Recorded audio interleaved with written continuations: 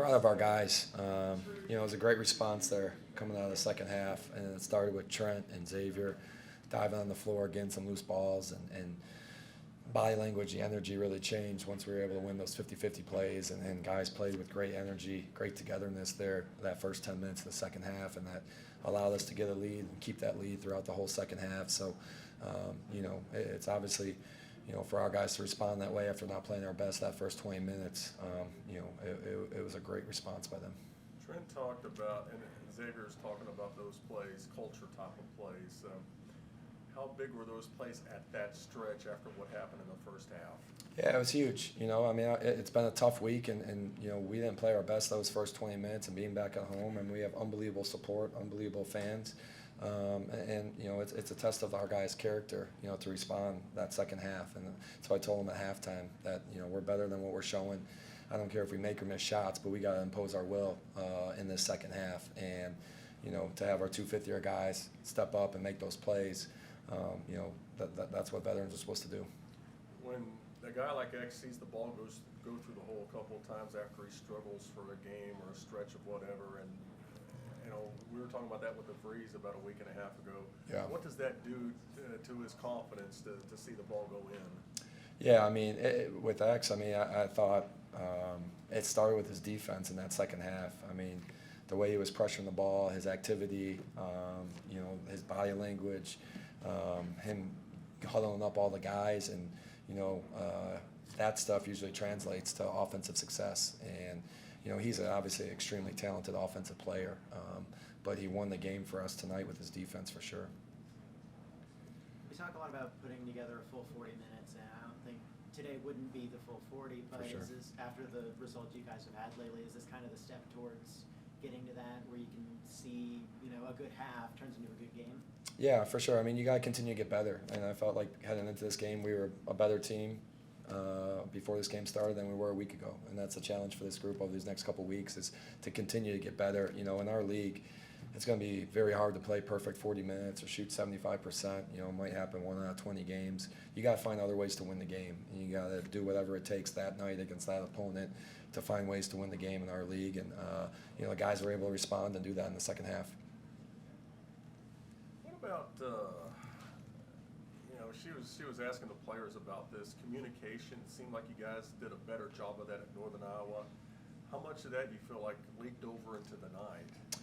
Yeah, this group, when we played our best, and this group has been probably the best talking group in terms of on the court, in the huddles, huddling up, talking basketball, not just rah-rah stuff. And at times when we don't do it, it's noticeable because they usually do it. And, I thought the guys were really connected against Northern Iowa. I thought, in that first half tonight, we were a little bit flat for whatever reason. And then, in terms of the second half, you can see the energy change. You can see the communication between the guys. And it just makes a difference. It's those little things that are really important. Last 3 games now, you've out-rebounded people. I know we were talking earlier in the year, you felt like this could be one of the better rebounding teams you have. What's been the difference here lately?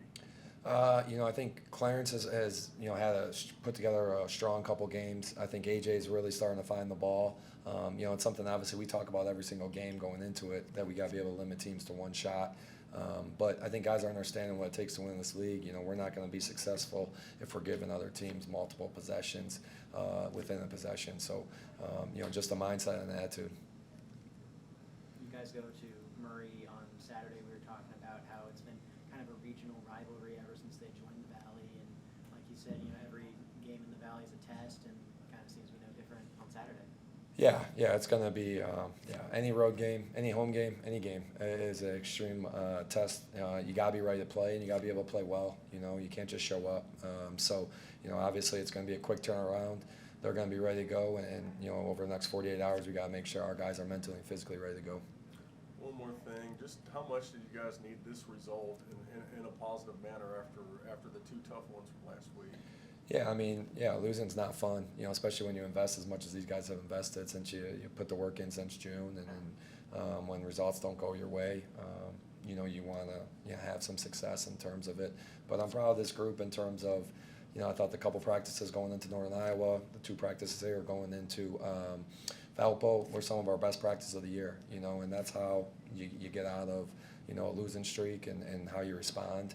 You keep putting the work in, you don't change, and good things will happen. Xavier, what was the difference in the second half for you tonight? I think just not quitting and knowing we had to bring some energy. It was going to start on defense, so we just came out there trying to get up under guys, trying to make it difficult for them, and our defense led into our offense. In that vein, seeing Trent hit the deck for a loose ball, and then you do the same thing, I think, the next possession, and you win 2 loose balls like that. What kind of spark did that give this team? No, it's a great spark. Shout out to Trent, 5th-year guy, been here. That's a culture play. It's a culture thing he did, and it just set an energy through the rest of the group. You know what I'm saying? So I just had to follow up and have his back and try to play as hard as he was. When you see the ball go in the hole a couple of times, how much does that lift you and your game, what you're trying to do? It definitely lifts, brings some energy. It feels good to see one go down. Just gives you some extra confidence that you already have. But if a shot doesn't go in, just got to find ways to impact the game, whether it's going in or going out. After 3 in a row and a couple of tough losses last week, how much did you guys need to get into the win column tonight? It's difficult, but we went on a real win with 6 wins. We lost 3, but we just had to get back on track, and that's what we did here tonight. It wasn't easy, but we just had a willingness and a fight in us to get back on track and do what we wanted to do. And just keep getting better. It seemed like there was an improvement in communication from the first to second half. What was that locker room talk like during halftime? Just to stick together, through the ups and the downs. It's easy to talk when things are going well, but one thing to keep preaching to each other is just sticking through and trusting each other, and just continue to communicate to do what we have to do better. What's quick turnaround now? Go to Murray State on Saturday. It seemed like it became a big rivalry of sorts last year. How much you guys looking forward to going down there and trying to get another win under your belt? Definitely looking forward to it. We got to win here tonight. We enjoy it, but we're back tomorrow, back to work. We look forward to playing on the road in the weekend. We have to stick together and get back on track and do what we want to do this year. Trent, what was the difference in the second half for you guys tonight? I think it was just the way we approached it. It's kind of like either you're going to roll over and let everything just feel sorry for yourself, or you're going to do something about it.